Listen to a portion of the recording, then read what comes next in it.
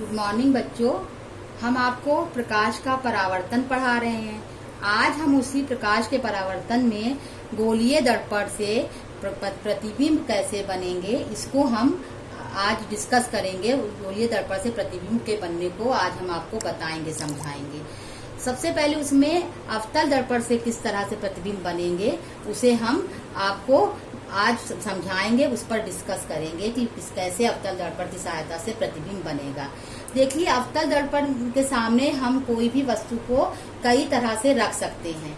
तो वस्तु को अलग अलग कई तरह से रखने के कारण से हम अवतल दर्पण से वस्तु के कई तरह के प्रतिबिंब भी बना सकते हैं। उनकी कई अलग अलग कंडीशंस हैं और उन कंडीशन के बेस पर अलग अलग प्रतिबिंब भी बनते हैं। तो आइए हम आज आपको अवतल दर्पण की सहायता से उन अलग अलग कंडीशन से कैसे वस्तु के प्रतिबिंब बनेंगे उसको डिस्कस करते हैं। सबसे पहले हम पहली कंडीशन इसकी क्या है कि अगर देखिए यहाँ पर हम दिखा रहे हैं कि ये अवतल दर्पण है, ये मुख्य अक्ष है, ये फोकस बिंदु है और ये वक्रता केंद्र है। अब अवतल दर्पण का ये परावर्तक तल है। इसके सामने हमारी जो वस्तु यानी कि ऑब्जेक्ट है वो कहाँ रखा है? इनफाइनाइट पर रखा है। इनफाइनाइट यानी अनंत पर रखा है। अनंत पे तो मतलब बहुत दूर रखा होना चाहिए, लेकिन हम बहुत दूर रख करके उसको हम डिस्क्राइब नहीं कर पाएंगे ठीक से कि कैसे वस्तु जो का प्रतिबिंब बनेगा।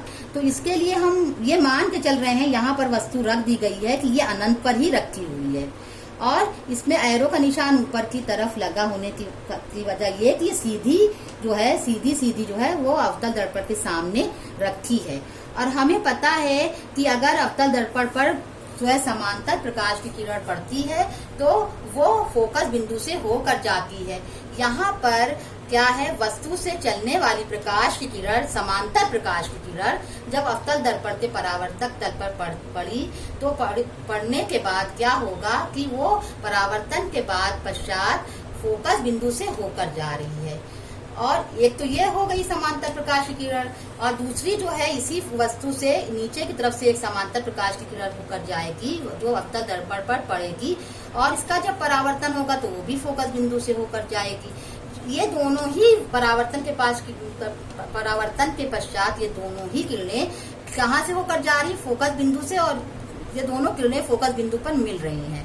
जहाँ पर ये मिल रही हैं वहीं पर इस वस्तु का यानी ऑब्जेक्ट का प्रतिबिंब यानी इमेज इसी फोकस बिंदु पर बनेगी।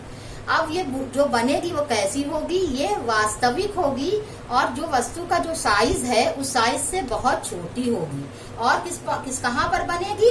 फोकस बिंदु पर बनेगी।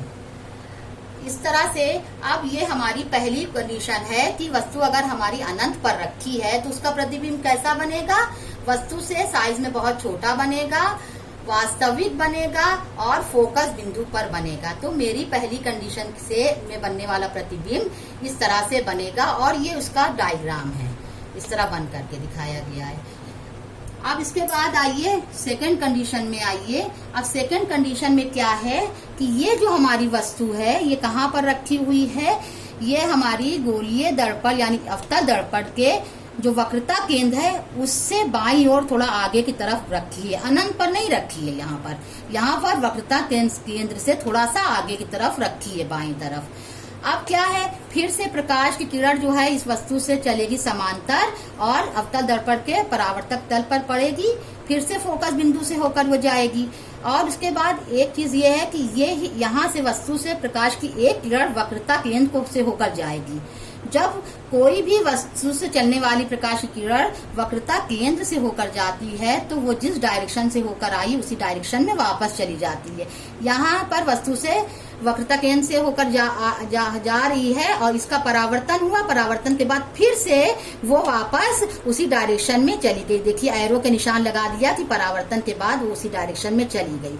अब देखिए, ये वाला जो परावर्तित किरण है और ये वाली जो परावर्तित किरण आपको दिख रही है, ये दोनों एक बिंदु पर आकर के ज्वाइंट हो रही हैं, मिल रही हैं। जिस बिंदु पर मिलेंगी वहां पर जो है एक इस वस्तु का प्रतिबिंब बनेगा।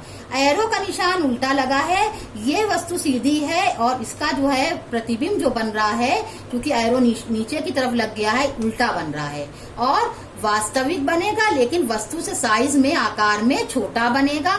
और इसकी सिचुएशन कहाँ पर स्थित होगा, ये फोकस बिंदु और वक्रता केंद्र के बीच में बनेगा।